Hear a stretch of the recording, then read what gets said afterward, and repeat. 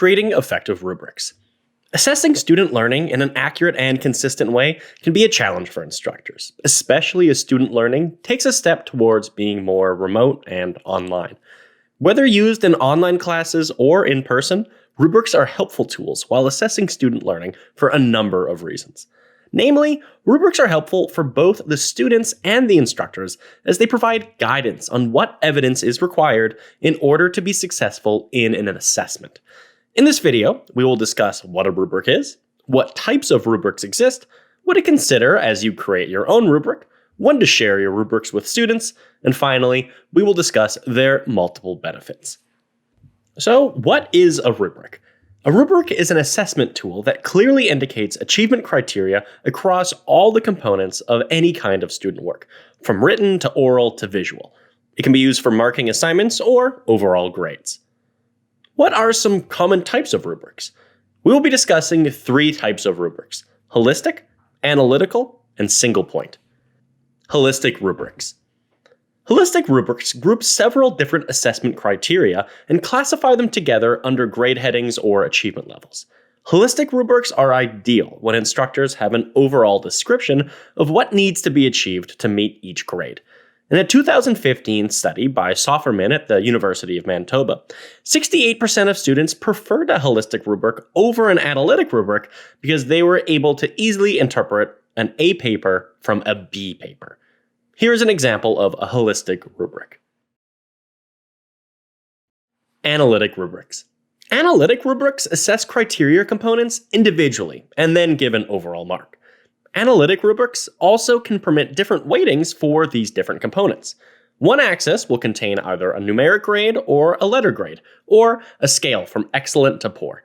U of A instructors might find it helpful to use the terms excellent, good, satisfactory, poor or minimal pass, and failure, so that they're able to translate their course grades to a letter grade at the end of the semester based on the U of A grading system. The other axis shows the assessment criteria for each component. When you mark the assignment with an analytic rubric, circle or highlight the achieved level of performance within each criteria component. Here's an example of an analytic rubric. Single point rubrics.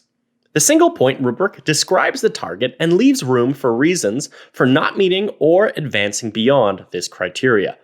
Each assessment criteria is separated and is placed in a separate row in the middle column. In a single point rubric, it's important that instructors set the middle criteria at what they expect the average assignment to be, usually around a B. This is so that expectations aren't set so high that they're unachievable by some students, or set so low that they don't encourage student learning. Creating an effective rubric.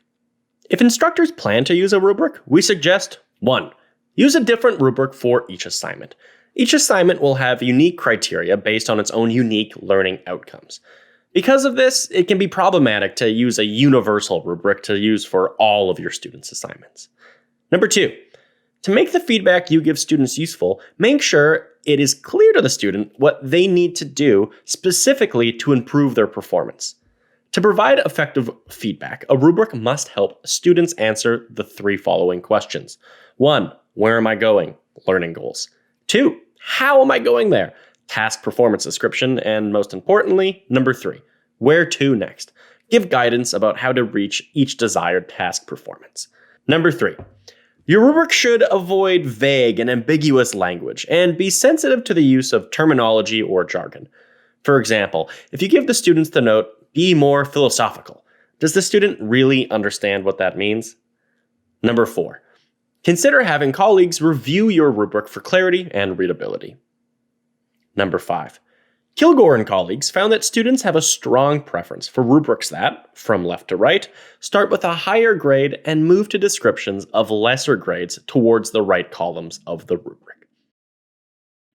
Number 6. Leave space to add comments that don't fit into the rubric feedback. This will allow feedback to go beyond what you have placed in the rubric's criteria descriptors. We will now cover some considerations that should be taken when specifically making your assessment criteria. The criteria. Number 1, identify what elements are required in your student's work to show that it is of high quality. Number 2, the criteria you create will guide the rubric and should align with the learning outcomes of the assignment. Number 3. For each criterion, describe in detail what the performance level at each achievement level looks like. Performance descriptors in the rubric show what is good work and what is work that needs improvement. They should be worded concisely and reflect clear gradations of quality. Number 4. Decide how many levels of achievement you will include on your rubric and how they relate to your institution's definition of grades, as well as your own grading scheme. The number of criteria varies widely depending on the rubric and its purpose. 3, 4, and 5 are the most common number of levels. Number 5. We recommend that instructors use the rubric wordsmith to select appropriate descriptors to define the difference in each criterion level.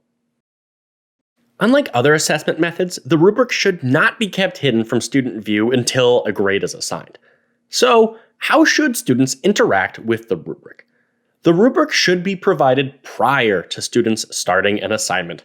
Research has shown that students benefit from interacting with the rubric before submitting the assignment. By doing this, instructors provide students with the opportunity to self-evaluate their own work before submission, can explain the purpose of each criterion to students, provide examples of previous work to illustrate varying levels of quality, allow students to practice with the rubric, marking work of different standards. Consider having students complete a self or a peer evaluation with the rubric before the submission.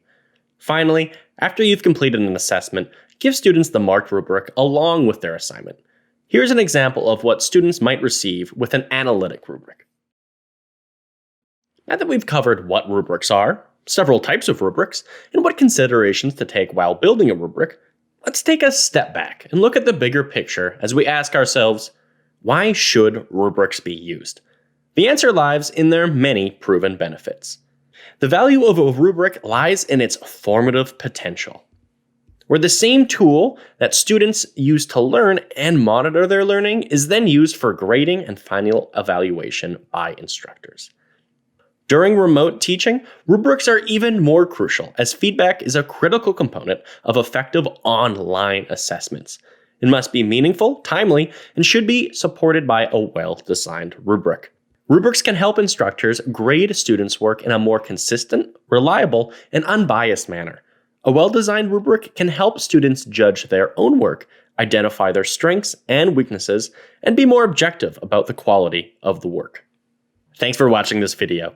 We ensure you now know what a rubric is, what types of rubrics exist, what to consider while you create your rubric, when to share your rubrics with students, and the multiple benefits of using rubrics. As education takes a step towards being more remote and online, having accurate assessment can seem daunting. Thankfully, rubrics are an effective way to ensure that your assessment continues to be accurate as you evaluate student progress.